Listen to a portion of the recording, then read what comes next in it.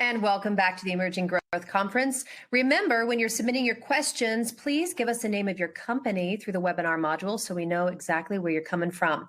All right, please welcome our next presenter. We have GlobeX Data Ltd. It trades on the OTCQB under the symbol SWISF and on the CSE under the symbol SWIS, and is a cybersecurity and internet privacy provider of SWIS-hosted solutions for secure communications and secure data management. Please welcome its founder and CEO, Alain Ghiai. Welcome, Alain.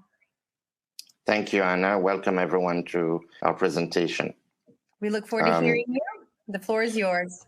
Thank you. So I'm going to start by playing an intro video that we have, which is typically on our website. It's a 60-second video that describes what we do. And after that, I'm going to get into the details of it. So here's a video playing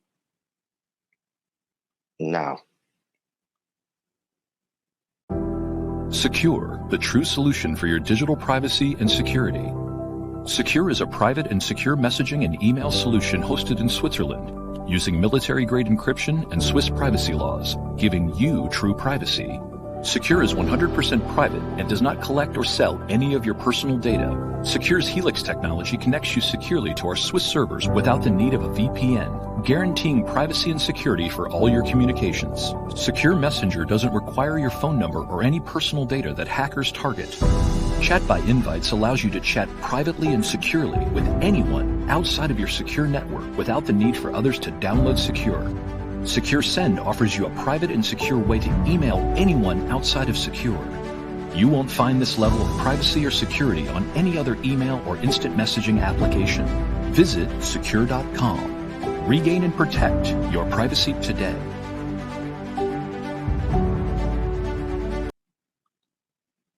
Okay, so as you can see, I'm going to start to share my screen.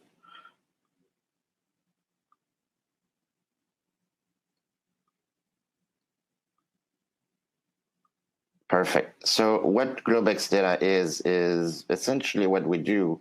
We have a couple of applications in secure communication called Secure. GlobeX Data is a leader in Swiss-hosted secure data management and communication.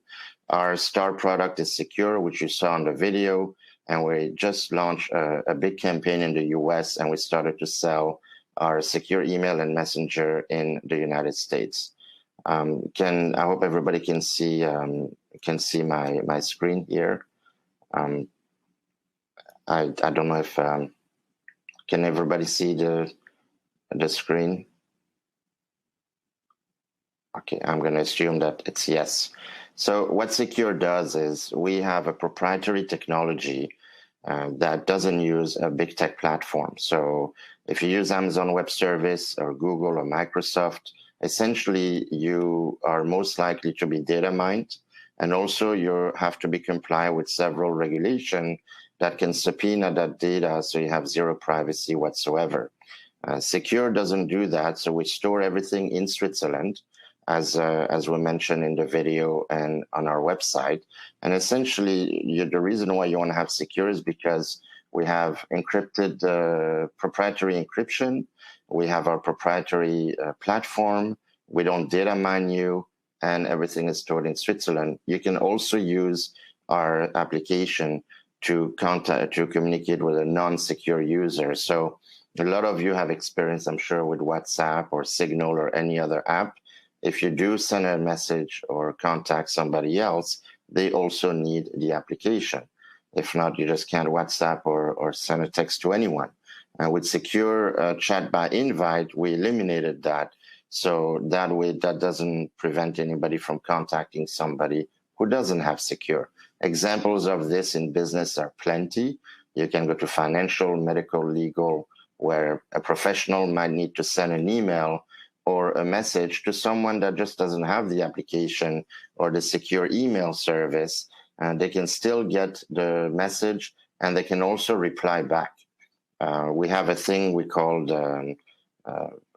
through our proprietary technology, essentially what we do is if I have Secure here, I'm going to contact someone who doesn't have Secure.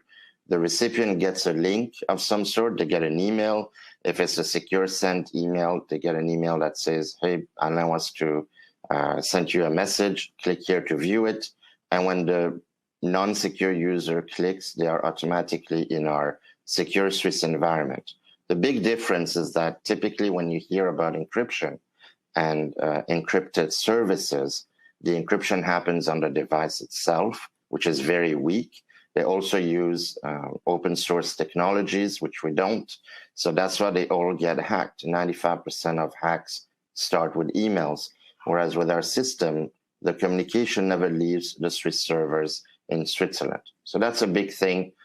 We have multiple features on our messenger. We have a self-destruct timer. We have chat by invite. You can basically invite somebody to chat with you. They click on an email and now they open a portal to chat live. You can remote destruct all communications. And of course, we have various levels of encryption. The secure mail is a very easy tool, and you can essentially email anybody in the world. They can click on it. They can reply back within the secure reply. Essentially, that email never leaves our servers, and there's no information flying all over the internet. Pretty simple concept. So what we started to do is we started to launch a campaign in the US on July 15. We have a ton of advertising. We have YouTube influencers. We have about 200 electronic panels in the New York subway advertising secure and privacy and all that. So we're getting a lot of subscriptions from that. In fact, our Q3 numbers are going to look really good compared to the Q2s. And we do expect high double-digit growth on a quarter-by-quarter basis. So the solutions are simple. Right now, we have two of them, where you have the secure, which is an email and messenger, or the secure messenger. It comes with a 7-day free trial. The full secure is $10 a month. The messenger is only $5. We also are launching a voice encrypted system, which will probably be around $15 to $20 a month. And then we're going to have a full video conferencing called Secure Pro in Q1 of next year, probably at a higher level of pricing. The target for that is mostly high net worth individual, C-level executives, board members, and so forth. It's a way to essentially give an option out of Zoom, which basically sells your data to Facebook and everywhere else. In fact, Zoom got fined $85 million, I think, not long ago because they were selling their users' data.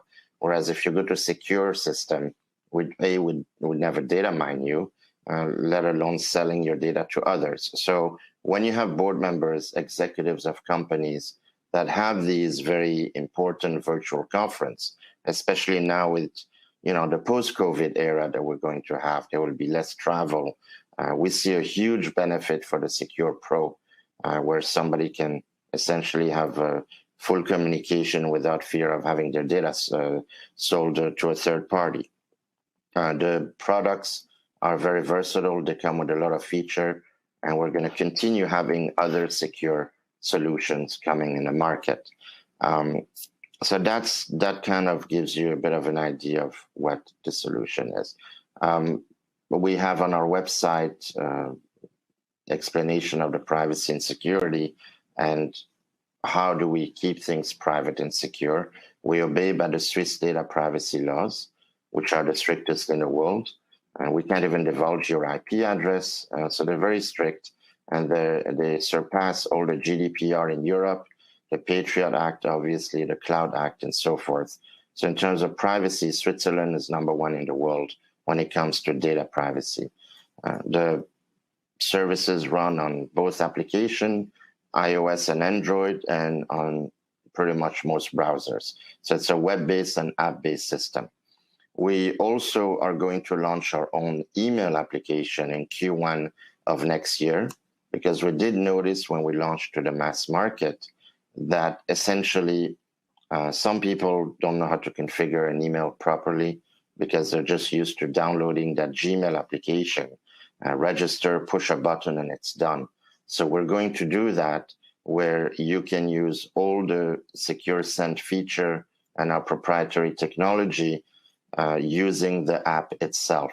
So that will come in Q1. We feel it's going to pretty much increase exponentially our adoption rate. We also are going to launch business domain emails next month in October. And in terms of the marketing of it, we are launching several layers of marketing next month in the US. These are advertising. Right now we advertise, we have about 200 commercials running every month on Newsmax, Fox Business, and CNBC. And we have about 100 commercials running on the NTD network, which is a US network nationwide. And we plan to double those commercials and also do other special marketing campaigns. We also are hiring 2 companies that uses artificial intelligence to target our audience. And you can target by region, by profession, by income, and so forth. So we're going to start to do that in October. And we are going to target probably a vast majority of all the small businesses in the US. There's about 30 million small business in the United States. So there's definitely work to do. So I think that that summarizes what I had to say. I can answer any kind of question you may have. I'm going to talk about the company structure. We did a fundraising in September, just a few days ago, I guess a couple of weeks ago. We closed it. We raised $5 million US, 6.3 million Canadian, and we have about $7 million US in the bank, 9 million Canadian, no debt, about 105 million shares outstanding. Management owns over 30% of the company. And yeah, we have no debt, so we have plenty of cash to carry our mission. We also have in the next 2 years about close to $10 million US of warrant that will come to be exercised within 20 months onward. So from the 20th month to the 24th month, we plan to probably get about 10 million Canadian dollars in warrant. And we may get some warrants exercised from our IPO. We did a small IPO in July 2019 in the Canadian Security Exchange. And we got OTCQB listed in October of 2019. Our long-term goal is to get uplisted to NASDAQ, hopefully in the next couple of years. And that's it. So I'm open to questions because I think probably people may have a lot of questions. Thank you, Alain. Yes, we do have some questions for you. Excuse me. Carol says, well, you're fine. Is targeting by percentage in relation to consumers versus corporate? And what are your rates? And do you have consumer and corporate rates? That's a great question.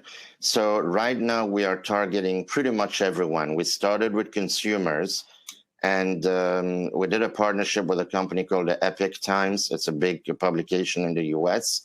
They had actually Larry Elder, the candidate for governorship in California, who is actually a sponsor. So what we did right now is we're kind of throwing mud and see if it sticks, so to speak. And we're getting a ton of consumers. However, a lot of these consumers have small businesses, and now I would say 10% of them are asking if we have company domain, can we have business, etc. So in October, once we have the private domain, so if you're mary@mybusiness.com, at that point, we're going to target businesses heavily. And we're going to continue with the regular consumers, but we're going to have several layers on the consumer end. In terms of the pricing, what we are doing probably in the next 60 days, we're going to improve a lot on our platform. So first of all, right now when you go, you can't buy more than one seat or one account. So instead of having these 5, 10, 25 accounts, we notice companies they have varying needs. So we're going to do buy per seat. So you can choose from 3, 5, 7, any kind of random number. You'll be able to buy multiple users. At that point, we will have a tranche. If you have over 50 people, over 100 people, you do get potentially a discount. But if not, as far as the consumer and the business, there's no real price difference. We may in the future charge a little bit more for businesses when you want to have your private domain hosted. Probably we will do that, but it's not going to be a big difference. You know, there may be a 10, 20% difference. So if a consumer pays $10, a business might pay $12 per month. Okay, thank you for that. Emily French says she's new to your technology. Is this similar to a VPN? And if not, how does it differ? A good question. So we are not a VPN. I have news for everyone out there who's using VPNs, and you're probably going to be disappointed. They all use Amazon Web Service. So that's a big thing, because to create a pure VPN, infrastructure-wise, on one location only, it costs $500 per user. And if you go to a VPN service, you'll notice it's $5, $10 a month. So how can they make money when it costs them at least 50 just on the infrastructure?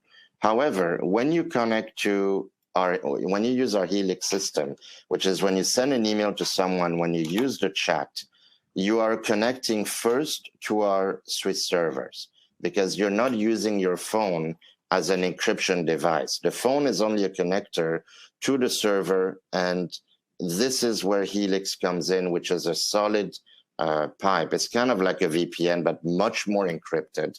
It's got triple Helix encryption on top of a very solid encryption standard. So if you use our service and you want to have a secure connection, I'm not talking about changing your IP address. If you say, I just want to have a secure connection, when you connect to our service, it does replace a VPN.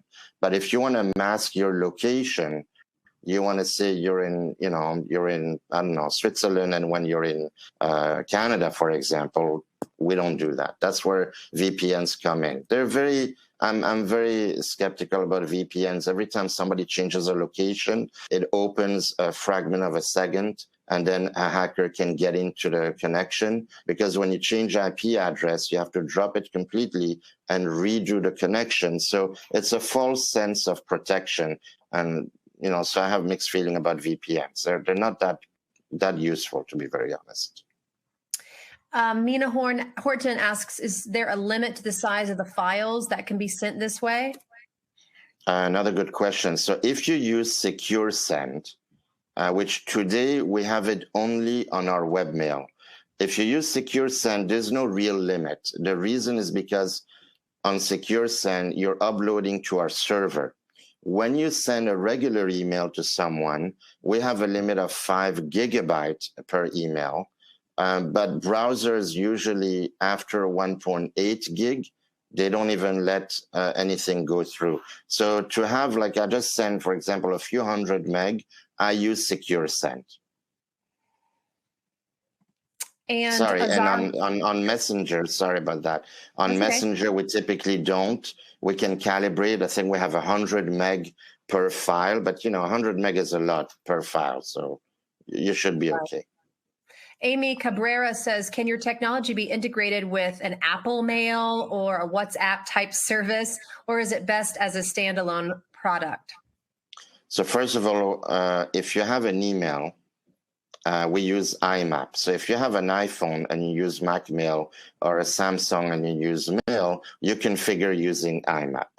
But it is a separate service. And WhatsApp, something I failed to mention, which is critical, all these messaging applications use your phone number. We never require your phone number, because when you give your phone number away, this is the first step for hackers to get in, and then they get into all your contacts that are synchronized, and then every contact you have also can get hacked. So we don't integrate with big tech. That is 100%, or with anyone, as a matter of fact. If you want to configure your secure email on your Mac, you can, but that doesn't mean it's integrated with Apple Mail. As far as a messenger, it's a completely separate service. So instead of having your phone number and texting someone and say, hey, add me or whatever, because if you have WhatsApp or Signal or anything else, the minute somebody goes on one of those platforms and they're on your contact list, you notice you'll get a notification. Whereas with Secure Messenger, you don't, because you're issued a secure number, which comes with the account. And then if I want to chat with you, for example, and I need your secure number, if not, I'm going to have to use a chat by invite, essentially. So it's a much more closed system. And the fact that we don't use phone number eliminates, I would say, 99.999% of the hackers. I never say 100% because you never know. So Matt Frost says, if you're not going to data mine the users, how many and what specific verticals to revenue do you have? We basically don't data mine anyone. We charge you $5, $10, or $20 a month. That's it. We've been around in Switzerland. This is a company that was started in Switzerland in 07, 08. In 2010, we started to develop Digital Safe, which became Secure Safe and then Secure Suite. Now, that's another product we didn't really discuss, but we have a full enterprise document management and automatic backup system with password and email. We're doing a little bit more work on that. We're going to do a relaunch next year. So the only revenue we have is what we charge you. And this is why we never give the product for free. You get a 7-day trial, and then you give us your $5, $10, or $20 a month. And that's plenty of profit margin. I will let out a little secret. The Messenger has by vastly superior profit margin than the email, because when we charge you for the email, the $10, we give you 100 gigabytes of storage, which is a lot. So we make money from what we charge you. Okay. And Kira Blevin says, does GlobeX store history of data after deleted by either the sender or recipient? No, once it's deleted. So if you use Secure Messenger, you have a timer you can choose. And then mine is like 8 hours because I deal with different time zones. After 8 hours, it's deleted on my device, on the recipient device, and in our servers in Switzerland, down to what we call bare metal, which means there's no trace. You can also manually delete something, and we're coming up with a new feature that's pretty cool, that after you read it, after X amount of time, if you choose that option, it will self-destruct when the recipient read it as well. For emails, when you delete, or if you do secure send, and you can have the password protection, you can also decide how many times somebody can read it before it's completely gone. And you can put a time limit on an email as well. When that's gone, it's completely wiped out everywhere. Azaria Norris asks, what is the valuation of the last raise and how much have you raised to date? Sure. The last raise was at, I'm going to calculate here in US dollar. It was at 33 cents Canadian, 0.33 times, I guess, divided by 1.25. So if you do the full valuation, fully diluted with the raise, times 105 million. So the valuation was at 27 million US dollars. Okay. In total, we raised 6 plus 2 plus 2 plus 2, roughly about 10 million US total. And we have 7 in the bank today, about 7 million US dollars in the bank. So the valuation, the whole valuation, we did a valuation, I think it was at 27 million. The stock today trades slightly above that. And it was with a half warrant. So it was a 33 cent Canadian with a half warrant at 60, valid for 2 years. I participated as well. I took about 10% of the offering, 11% of the offering. I participated in most of the offering. There won't be, we believe, any more what we call retail offering. The next step for us is to go and get U.S. institution, which we have already lined up. There's definitely interest starting, and we want to have some of these U.S. Investment bank institution in anticipation of slowly building up the company and then getting to an uplisted on NASDAQ. Perfect. We have a question asking, where do you see your growth over the next 2 to 6 quarters? See, I don't look at quarters. I look at yearly, to be very honest. You can't run a business on a quarterly basis. So my personal goal is I'm looking at 5 years down the road. If somebody's looking at quarter by quarter, we're pretty much the wrong business to be in, because, you know, every quarter it builds up. But to answer that question, just because I want to give an answer to that, is essentially, just an internet thing. Okay, essentially every quarter we are looking at minimum high double-digit growth every quarter for the next probably 3 years at least. So what we're looking at, our big picture is we're looking at when can we be profitable. So and I can even answer that. So if we were not spending $200,000 to $400,000 a month, which we are going to, US dollars, for advertising and SEO and targeting, etc., if we were not doing that, we probably would be profitable in the middle of next year.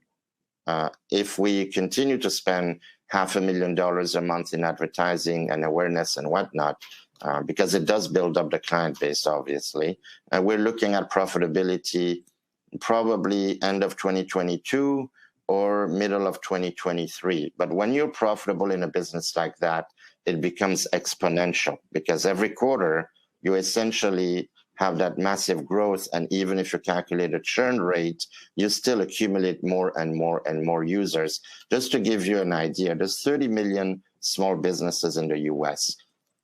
If we just target 1 million of them and get 10% of them, right, or 5% of them, that's about 500,000 users. And that's about what? That's about 500,000 users is about $5 million a month in revenue. Our cost would be maybe $1 million if we go crazy on advertising. So you're making $50 million on 120 million shares outstanding. That's a pretty good return. Another thing that we do have is we did sign a deal with América Móvil, which is the largest telecom operator in Latin America. Belongs to the Carlos Slim family. It's traded on the New York Exchange under AMX. And we're launching the secure messenger in Mexico and then in other countries in Latin America. We also signed a deal with Axiata Group, the largest telecom operator in South Asia. We're going to start with Sri Lanka with Dialog Axiata. We're launching in Q4. And then next year, we believe that both Latin America and South Asian telecoms are going to basically contribute on top of our top and bottom line revenue. So we're very optimistic about the prospects. I mean, there's probably 50 million people in the US that could use our system. The market for email is over 1 billion, and there's nothing like what we have, because everybody uses those big tech platforms that are compromised on a daily basis and basically steal your data and resell it. So if you want a little bit of privacy, or if you're a business that has intellectual property, whether you're in mining, technology, biotech, I mean, medical, legal, financial, you don't have much of a choice. No, you don't. All right. Adrian Knox asks, do you have any platforms as target acquisitions? No. In fact, I was reading an article on Bloomberg. I knew this question comes sometime. The chairman of Roche Holding, pharmaceutical from Switzerland, he said something intelligent. Obviously, he's a very smart guy. He said, you acquire companies when your own pipeline is weak. And that's so true. So this question is very timely, because I was thinking in my head, I forgot to mention this and that. We're going to launch at least 4 new products in the next 24 months. One of them is a web filtering content system to protect children from abusive content that is pushed to them, pornographic, aggressive, and so forth. Corporates use that as well. This is a Swiss technology that we're going to license in perpetuity. We're going to launch identity protection and things like that. So, we have quite a lot of work ourselves. And maybe if we get 10 million users in the US, at that point, we can look at doing something a little bit more. But the technology we have and the pipeline we have can keep us busy for the next decade. So unless we acquire a company purely for its users, we do not plan to acquire anyone. It has to be an amazing deal for the shareholders. If not, we just won't do it just to create revenue. This is not that kind of company. Right. Jared O'Neill wants to know what your cost to acquire a customer is and how low can it go? That's another very good question. So our CAC, cost of acquisition, as they call it, right now, but remember, we're just throwing mud, as we say, and see if it sticks, is between 50 to 60 US dollar. But the value of a customer is about $2,000, right? Because they stay for years, they stay a long time, and they spend about $120 a year. We can go probably as low as $15 down the road. And remember, when we acquire a customer, and these are mass market, right? If we go to a business, the CAC is a lot lower. If we go to a mass market, which is the most expensive, when they buy and they buy sometime for their family or they tell their friend, that cost of acquisition gets lower and lower and lower. We are happy at $50, but we're going to go lower than that. Casey Hood says, have you been approached by any technology companies for partnership or joint venture? Yes, we have. So the only one we accepted, which is from Switzerland, in fact, the owners are shareholders of the company as well. They have this web filtering content, and we're going to take it in perpetuity against a small percentage license fee. We do get approached left and right, but we're just too busy with our own projects right now. We're not interested to partner. Again, the only partnerships we would do are the ones that bring us users. So the kind of partnerships we would do would be with an insurance company. Remax, for example, we signed a deal with Remax, and I think now for this coming next year, they're going to push to their 90,000 brokers our secure application. So the only partnerships we're interested are B2B2C. So if it's a big company with a ton of users, like a bank, an insurance company, a medical system, or obviously real estate broker, a lot of partnerships will come from the financial sector and brokerage and real estate and insurance, because they have millions of customers and they all are using an email and a messaging app. At the end of the day, you know, we all use the same, like Gmail and WhatsApp. So people are looking for alternatives. Yes, they are. Manny Andrews says, excuse me, governments, the U.S. in particular, is cracking down on anonymity. Do you see any potential regulation that would affect the privacy of this data? I understand this is currency-based for the most part. You can answer that in your own way. That is a question I get sometimes. So first of all, we obey by the Swiss data privacy laws. That means even as a company traded in North America, when we went public, we had a license in perpetuity from our Swiss private company, of which I'm the largest shareholder. This is all public info. And the reason why the Swiss company stayed private is for these things. So technically, they need to ask a Swiss federal judge.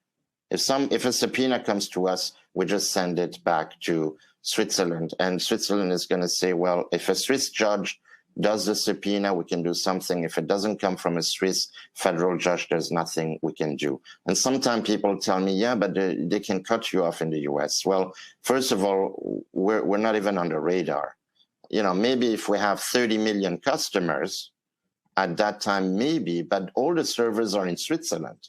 So unless they shut down the internet, there is no way to prevent that, right? So I wouldn't worry too much about that.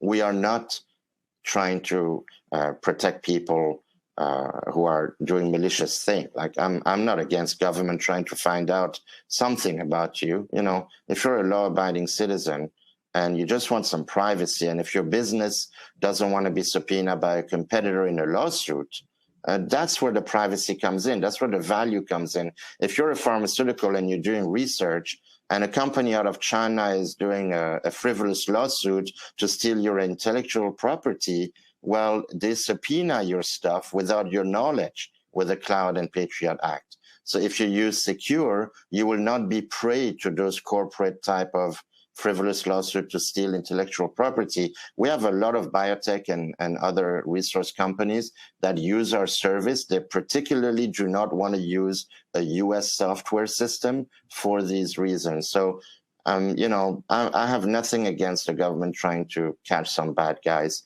And as long as a Swiss federal judge tells us do this and do that. We're going to obey by the Swiss privacy laws. Sounds good. Anthony Boone says, how developed is the product as far as moving forward? How much more do you need to invest in technology to perfect the platform if it's not there?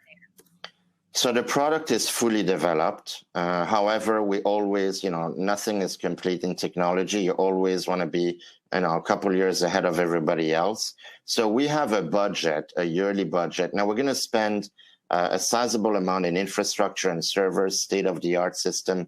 The retail value of that is about $1.5 million. We're going to get a discount to that.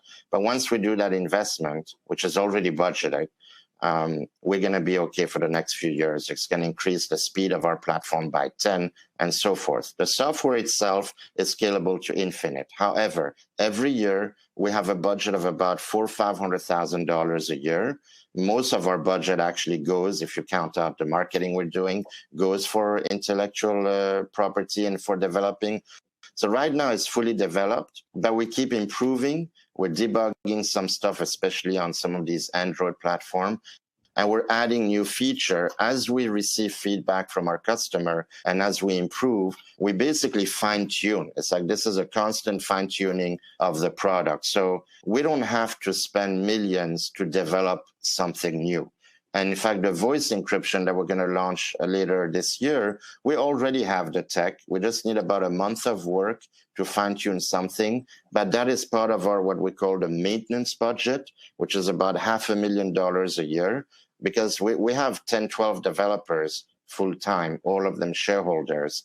And we don't want them to just do nothing, right? So every day they're going to work on something. And besides maintaining a platform that doesn't take too much maintenance. So we don't have to spend a lot. The product is ready to go. It sells on a daily basis now. Every day there's new customers coming and buying the product. And we're very happy about that. Last question. Crystal Simon says, you mentioned RE/MAX and real estate companies and other financial institutions now do not allow to send secure data over email. Can your product be an exception? I've never heard that they don't allow. Let me explain to you the real world of real estate. Like there's one thing when there's regulation, and then at the end, they all use Gmail. So they're looking for a solution that when they send a tax return of a client to a mortgage broker, and that tax return is all over the internet, believe me, like they're pretty happy using a secure send. In fact, they need to send encrypted. They get sued if they have a client compromise. And that goes for realtors, especially mortgage brokers and lawyers and financial people. So I haven't heard of a law that prevents them from sending encrypted information. As a matter of fact, the head of their technology and program chose us because he comes from that kind of background. And he loved the fact that we can basically keep things private and we can communicate with someone who doesn't have the app. Because if you're a realtor and you're organizing a loan for someone as well, and you want to have a three-way chat or a three-way call or email, you don't want to use your Gmail because all of the realtors use Gmail. They may have a RE/MAX email, but then they have their own email on their phone and everywhere. So they all use Gmail at the end. And this is where a lot of the financial information gets to hackers. So we haven't seen that. And there's plenty of verticals in the financial, legal, medical, commodities, petroleum. I mean, there's a lot of verticals, believe me. Yes, there are. So, Alain, we are finished with questions for now. I want to give you a few minutes to close. Any final remarks? Well, I want to thank everyone for attending. Also, some really good question. This is our second conference. This one I thought was even way better than the last one because of the interest and the engagement of our audience. But my big picture thing is this. If you, I look at how do I invest in a company. I only own a couple other companies because I'm really focused on mine. And I look at four things. I look at management, the resource or the product, the demand for the resource or the solution, and the cash in the bank. GlobeX has all four. Something I failed to mention is I don't take a salary from this company or a consulting fee. I have a lot of stock options, obviously, and I own over 30%. My goal is multi-year down the road obviously for the big payout, maybe a dividend or something like that. But essentially, this is a business that is growing. This is a company that we feel is still undervalued for what it has as a potential. And if you're looking for an alternative to the big cap, we are a very good alternative as an investment. I never propone trading. As an investment with a minimum horizon of 12 to 24 months, I think this is a very very compelling investment for people. And thank you very much. All right. Thank you so much for joining us again. We look forward to your updates at our next conference, hopefully. Thank you, Alain. Thank you. Oh, I felt one last thing because you just reminded me. We are on Newsmax every Sunday from 10 to 11 a.m. East Coast. We have the Secure segment, which is a privacy security segment hosted by Anna Berry, and obviously that's why I just thought about it. And we're also on You to the Street, which is a segment for investors with Jane King. But we have literally our own show every Sunday on Newsmax from 10 to 11 a.m. where we discuss the hack of the week and the solutions. That's also a great way to get to the public. So I encourage everyone to watch us on a Sunday. Thank you. Thank you so much. Always great information on your shows. All right. We look forward to seeing you again. And thank you for being here today. All right, everyone. Remember, as we transition to the next presenter, you'll see a black screen, but we're coming right back.